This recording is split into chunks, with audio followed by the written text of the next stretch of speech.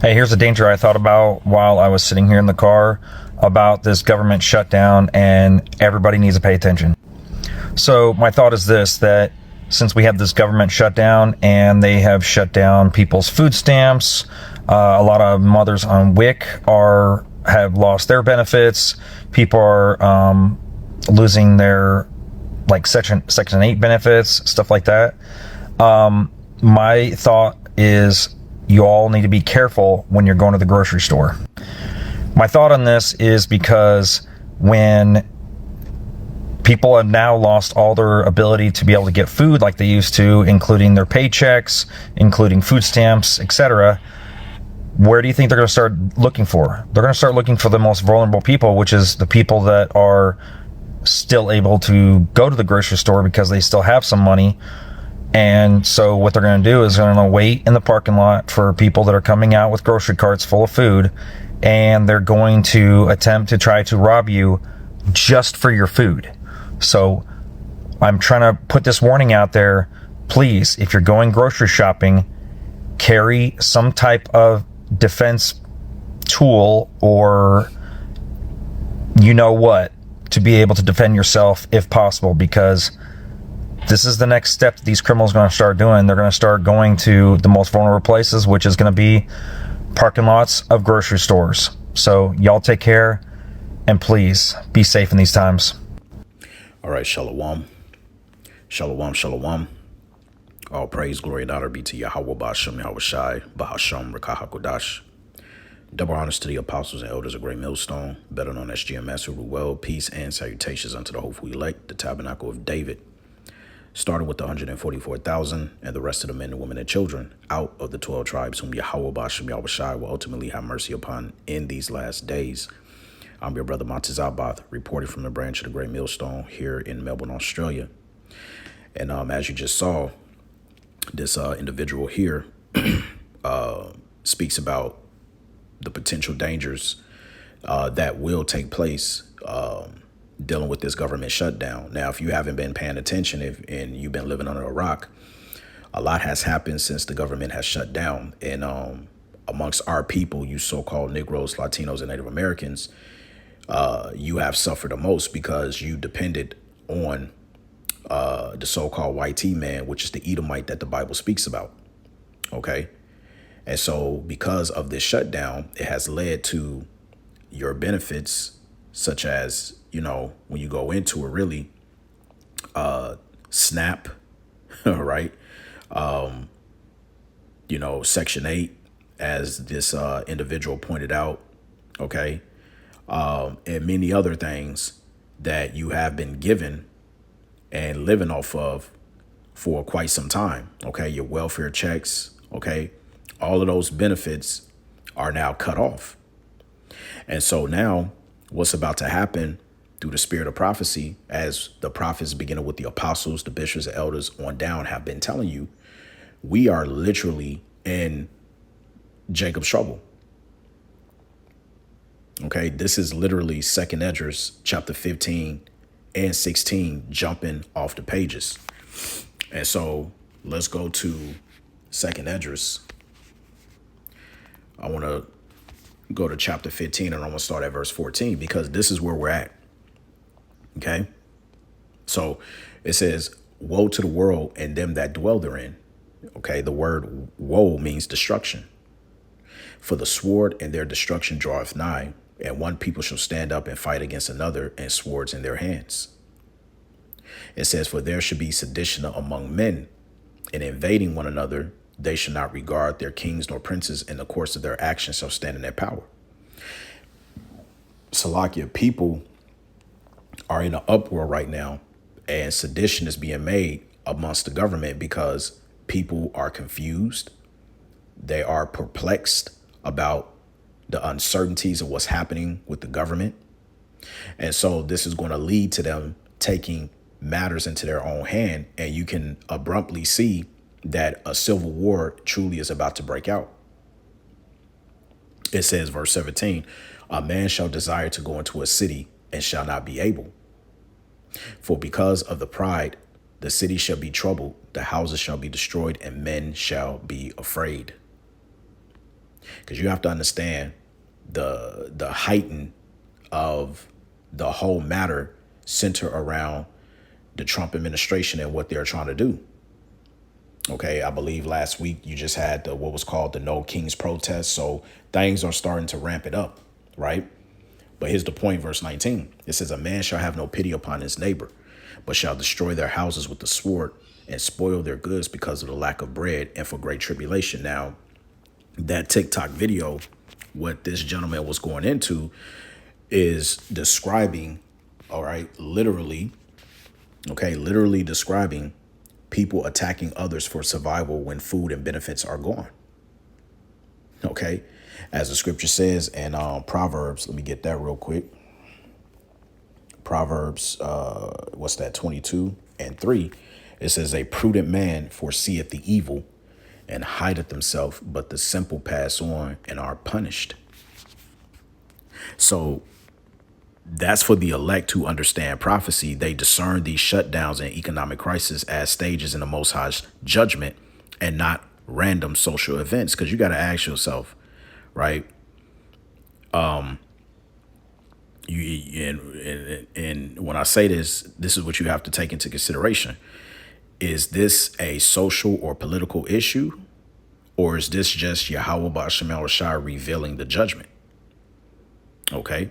And those of us in the truth, we know the answer to that. So, the summary of the matter of this particular TikTok video, is going into the, loss of benefits, social collapse, violence. This is all a manifestation of prophecy. You understand that? This is all a manifestation of prophecy. Okay.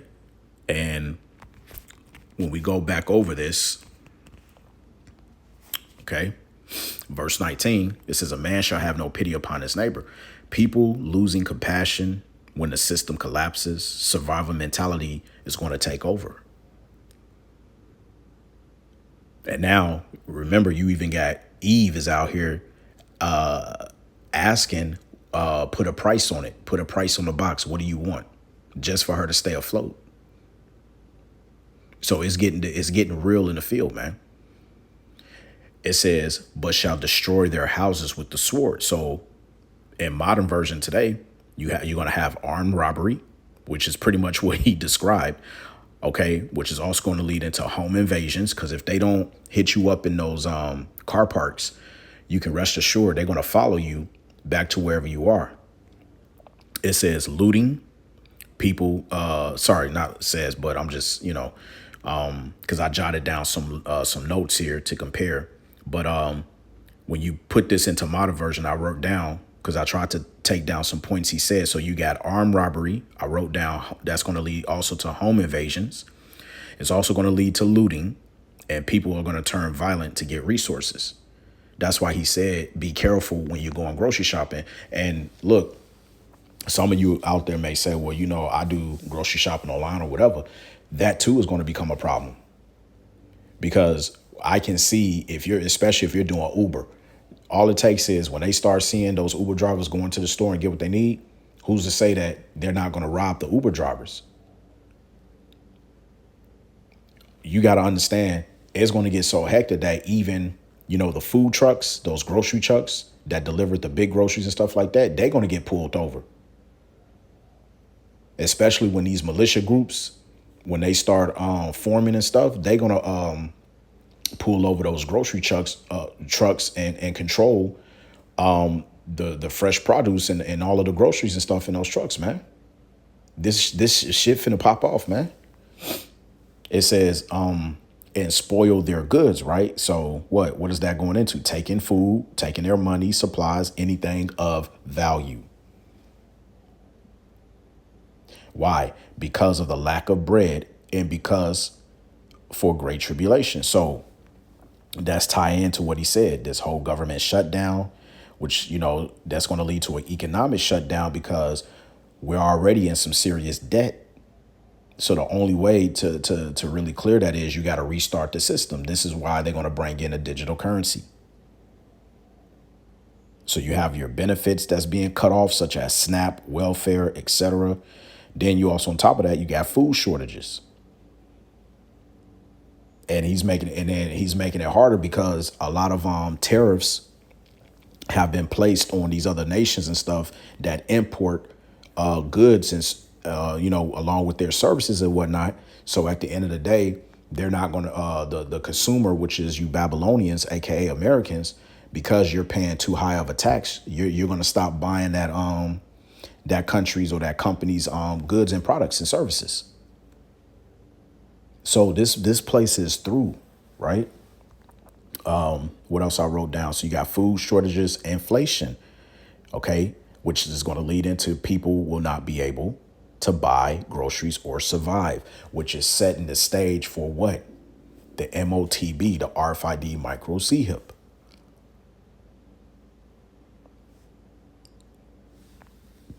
Okay, this is all done by design. So I'm going to play this video one more time and we'll close out. Hey, here's a danger I thought about while I was sitting here in the car about this government shutdown, and everybody needs to pay attention. So my thought is this, that since we have this government shutdown and they have shut down people's food stamps, a lot of mothers on WIC have lost their benefits. People are losing their Section 8 benefits, stuff like that. My thought is you all need to be careful when you're going to the grocery store. My thought on this is because when people have now lost all their ability to be able to get food like they used to, including their paychecks, including food stamps, etc., where do you think they're going to start looking for? They're going to start looking for the most vulnerable people, which is the people that are still able to go to the grocery store because they still have some money. And so what they're going to do is they're going to wait in the parking lot for people that are coming out with grocery carts full of food, and they're going to attempt to try to rob you just for your food. So I'm trying to put this warning out there. Please, if you're going grocery shopping, carry some type of defense tool or you know what to be able to defend yourself if possible, because this is the next step that these criminals are going to start doing. They're going to start going to the most vulnerable places, which is going to be parking lots of grocery stores. So y'all take care, and please be safe in these times. But notice he said criminals. It ain't just going to be criminals. It's going to be the average Joe, because they've lost all of their benefits, especially if they were relying on the government.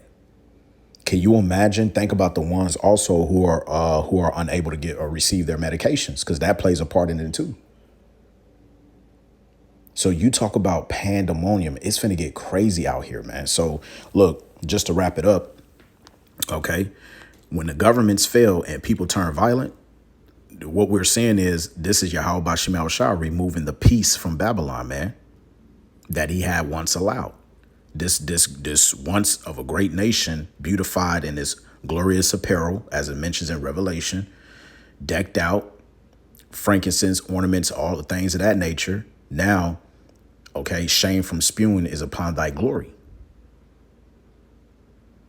So you can't tell me that the prophecies are not speaking clearly. And the elect are warned to prepare for these things spiritually, because while society is descending into chaos, those trusting in Yahweh Bashim al-Shah will be protected, according to Isaiah 65:13, where it talks about my servants shall eat, but ye shall be hungry. You see? So this is right. This fits what's going on in what was said to Ezra by the angel in 2 Ezra 15-19, or you can start at verse 14 on down, almost to the T. And it's a clear prophetic description of economic collapse, which I spoke on earlier, leading to what? Social anarchy, which is what they want. Okay? Order out of chaos, man. And this part of Jacob's trouble period is a prelude, as I mentioned earlier, to the MOTB. Because once you control the resources and everything, and you put it into this digital system, you have control of everything that people do, what they can buy, what they can sell. You also control their carbon footprint, as we went over many of the times, man. All right, so let's close out with a precept. Let's get Habakkuk 2 and 1. I will stand upon my watch and set me upon the tower, and will watch to see what he will say unto me, and what I shall answer when I am reproved. And Yahweh answered me and said, write the vision and make it plain upon tables, that he may run that readeth it. And that's what we're doing, standing in our lot. Abarat is how we be that those men. But here's the main point, verse 3. For the vision is yet for an appointed time, but at the end it shall speak and not lie. Though it tarry, wait for it, because it will surely come, and it will not tarry. And again, if you are watching closely, this is what you're supposed to be doing. If you are an ambassador of Yahweh B'Shem Yahushua, you're supposed to stand upon your watch and watch for these things, and ultimately pray that you may escape these things, because they are coming.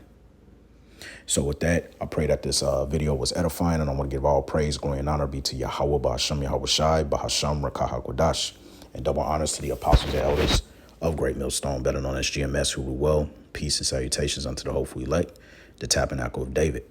Shalom.